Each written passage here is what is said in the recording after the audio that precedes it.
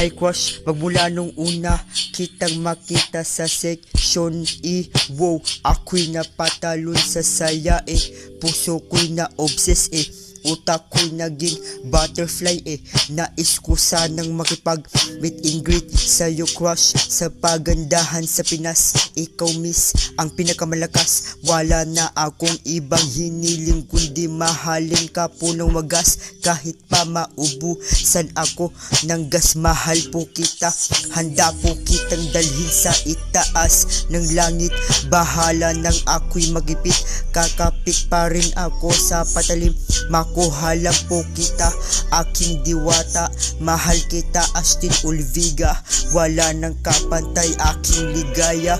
Gusto ko po sana kitang makita, kaso di pabor sa'kin ang tadhana. Tinanggap ko mga pambabatikos. Bahala na crush, Astin. Kahit pera ko'y maubos, ikaw lang aking ililibre. Kahit pa ako pa'y mapagod, kahit pa magkatuluyan po pa kayo ni Andres, ako pa rin sa'yo'y nananarhuyo. Ikaw lang aking pantasya hanggang sa dulo. I love you miss, pangako di magbabago pagtingin ko sa'yo.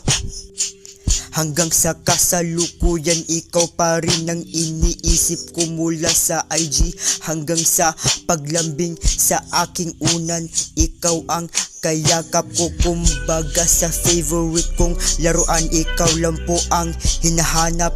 Hanggang sa dulo, madali lang isulat tong mga liham ko, pero napapatakbo na po ako pag andyan na po ang presensya mo.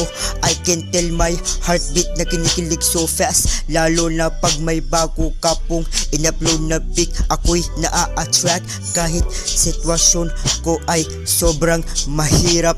Makita lang po kitang masaya, buhay ko'y masarap. Kahit tuksuin pa po itong liham kong isinulat, lahat gagawin mapasaya lang po kita bago ako pumunta sa Alapaap.